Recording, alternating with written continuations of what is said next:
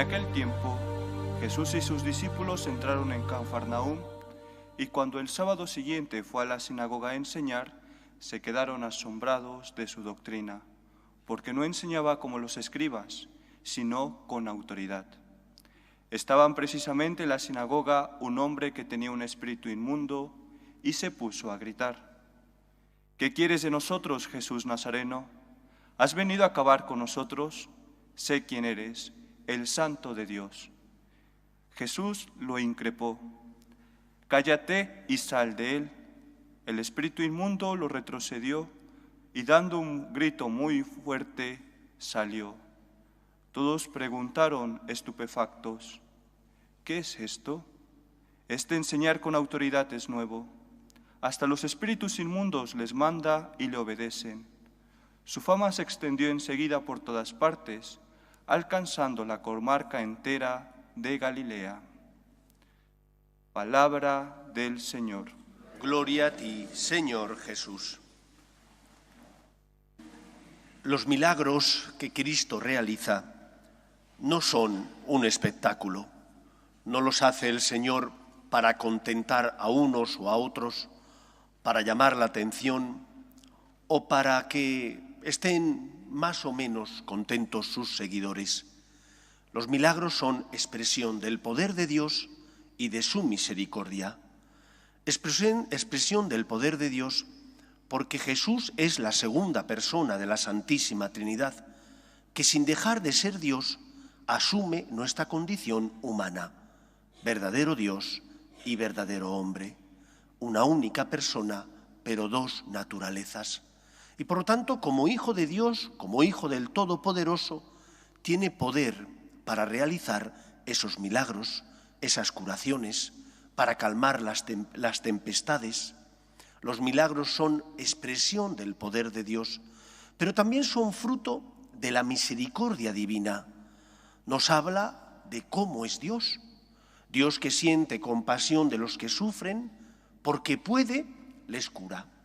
Dios que siente compasión de los que viven esclavizados al pecado, porque puede, los libera. Porque es el Hijo de Dios y siente compasión de ellos, ejerce su poder actuando con misericordia. No ha venido a condenar, sino a salvar. No ha venido a matar, sino a dar la vida. Y por eso Él morirá por nosotros en la cruz para pagar el precio contraído por nuestro pecado. Los seres humanos estamos acostumbrados a hablar de la autoridad. Hay distintos tipos de autoridad entre los seres humanos. Está la autoridad que a uno le conceden porque pertenece a las fuerzas y cuerpos de seguridad del Estado. Es la autoridad pública y lo que hace, lo hace en función de una encomienda que se le ha dado. Luchar por hacer guardar la ley, para que haya respeto a esas normas que nos permiten vivir en sociedad. Hay otro tipo de autoridad que proviene de la sabiduría que una persona tiene. Cuando decimos, esta persona es una autoridad en esta materia, porque es un abogado que despunta, o porque es un médico que ha hecho avances que nadie podía pensar, tiene autoridad porque tiene sabiduría. La autoridad de Cristo no proviene de algo que le han concedido, proviene de lo que es, de quién es, el Hijo de Dios, el Todopoderoso. Pero además proviene también de su manera de enseñar. Los paisanos de Cristo dicen, no enseña como los escribas y los fariseos. ¿Cómo enseñaban los escribas y fariseos? Enseñaban lo que habían aprendido, pero posiblemente no creían en ello. No es que no solo no vivieran siendo perfectos y coherentemente con lo que decía la ley, que ni ellos ni nosotros podemos vivir así, sino que además expresaban que creían en lo que hacían.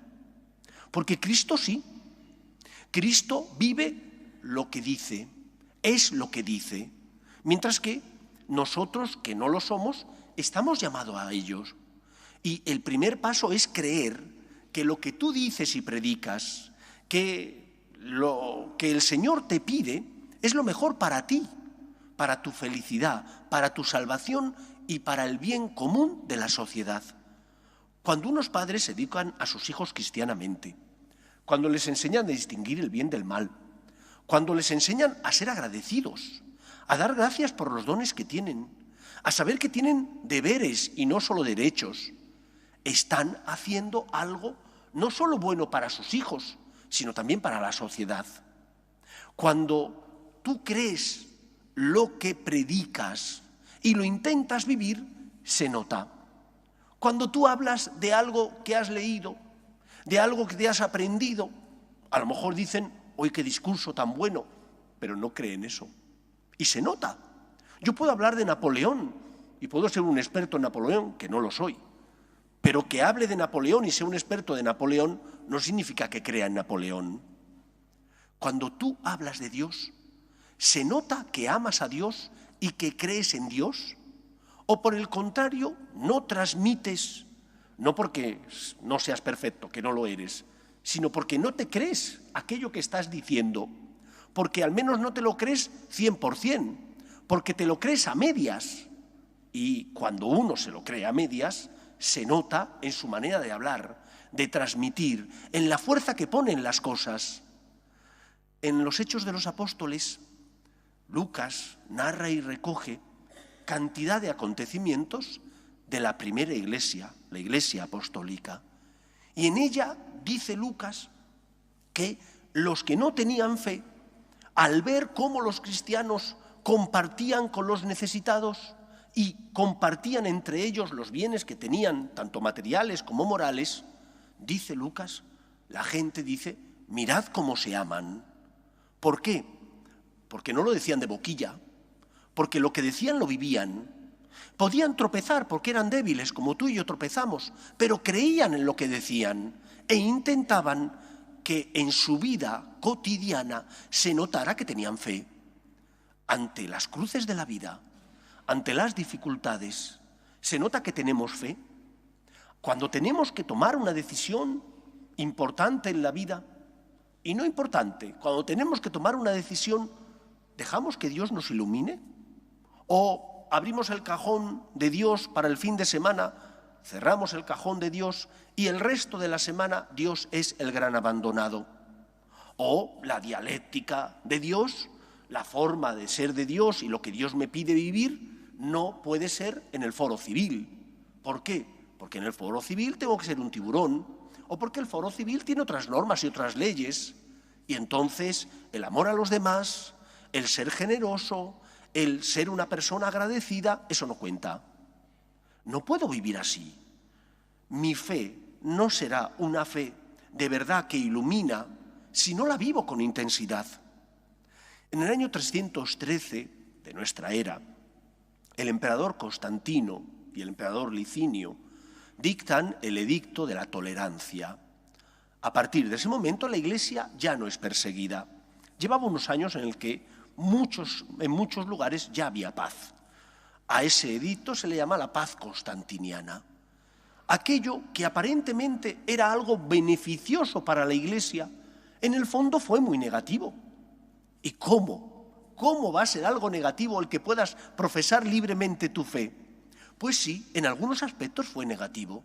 Fue negativo en el sentido de que muchos se convirtieron sin convertirse. Es que el emperador tiene querencia por los católicos. Es que la mamá del emperador, Santa Elena, tiene querencia por los católicos. Es que si me hago católico, ya no voy a ser perseguido, sino que al contrario, voy a ser promocionado. ¿Y qué se produjo? Una relajación de las costumbres cristianas. Y por eso el Señor hace surgir dentro de la Iglesia la vida consagrada, los padres del desierto. No se marchan porque estén ociosos en su casa, se marchan para ser testigos de que no se puede ser descafeinado, que se es cristiano todo el día y a todas horas, que se es cristiano en la Iglesia y fuera de ella, que no puedo decir, sí, yo creo en Dios, pero después estoy a favor del aborto. No, es incompatible con tu fe en el Dios revelado. Por eso tantos políticos que se dicen católicos, pero después promueven políticas a favor del aborto, en contra de la defensa de la dignidad de la persona. ¿Cómo un católico puede osar hacerse ese planteamiento?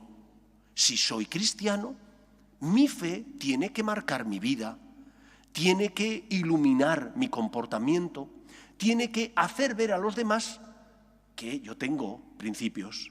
No puede ser una veleta, que hoy dice una cosa, mañana dice la contraria. La fe es un don de Dios. Por otra parte, es una semilla que se siembra en el corazón de las personas y que germina muchas veces cuando el Señor lo permite. En otras ocasiones tú puedes poner impedimento para que no germine.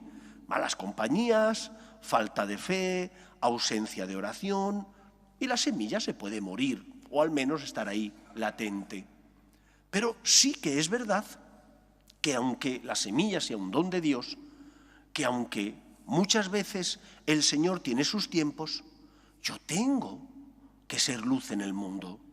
Y por lo tanto, mi testimonio en el mundo tiene que ser el testimonio de una persona que cree en el amor de Dios, que cree que Dios ha venido no a esclavizarnos, sino a liberarnos, y que por lo tanto sigue a Cristo, que es el camino que nos lleva a la vida.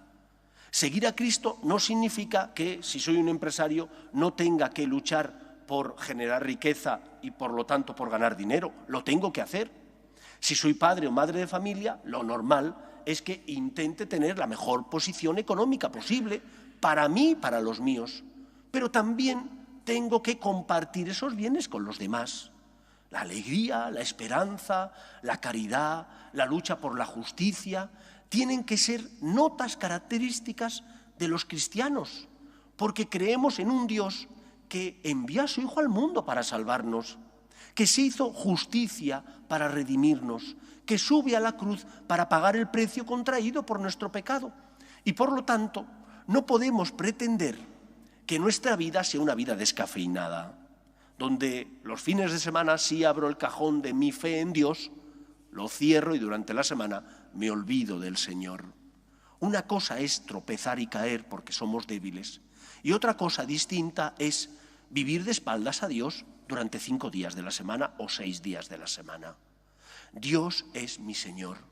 Y porque es mi Señor, tengo que darle el primer lugar en mi vida y en mi corazón. No el único, pero sí el primero. Y estando el Señor en el primer lugar de mi vida y de mi corazón, todo lo demás quedará en equilibrio. Y Él iluminará mi conciencia para que sepa qué tengo que hacer. Y me dará con su gracia las fuerzas necesarias para cumplirlo.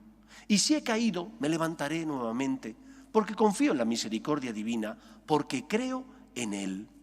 El Señor viene a salvarte, a redimirte de todo aquello que te esclaviza. ¿Pero crees en Él? ¿Cuántas veces me encuentro a personas que me dicen, es que no sé para qué confesarme de nuevo? Porque total, vuelvo a caer en las mismas cosas, todos los días volvemos a comer y no pasa nada. Es que ya comiste ayer, ¿por qué comes hoy? Porque tienes que alimentarte, pues también tienes que luchar contra tus pasiones y no pasa nada por tropezar, ojalá y no tropezaras, pero no puedes cambiar de la noche a la mañana. Lucha, vuelve a empezar, aliméntate del amor de Dios. Si no estás unido a Cristo, no vas a dar fruto. Pero tú crees que Jesús es el Salvador, porque muchas veces decimos que sí, pero no se nota en nuestra vida. Y no se nota cuando pensamos que el amor de Dios está condicionado a mi santidad y perfección. Que no, que el santo no se hace a sí mismo, que el santo más bien se deja hacer por Dios y que por lo tanto ser santo consiste más en dejarte que el Señor cure y sane tus heridas que en tu empeño personal. Te tienes que empeñar, lógicamente, pero en dejarle que Él sea el que pula las aristas de tu carácter y con su gracia mueva tu corazón para hacer el bien y evitar el mal. ¿Somos testimonio en el mundo? Los padres del desierto se marcharon a esas cuevas para ser testimonio de que no se puede seguir al Señor a medias, de que se le tiene que amar con todo el corazón. Otra cosa es que seamos débiles y, como Quevedo decía, polvo somos, pero polvo enamorado. Y porque estamos enamorados y creemos en Él, nos levantamos, volvemos otra vez a la casa del Padre porque intentamos amar a Dios con todo nuestro corazón.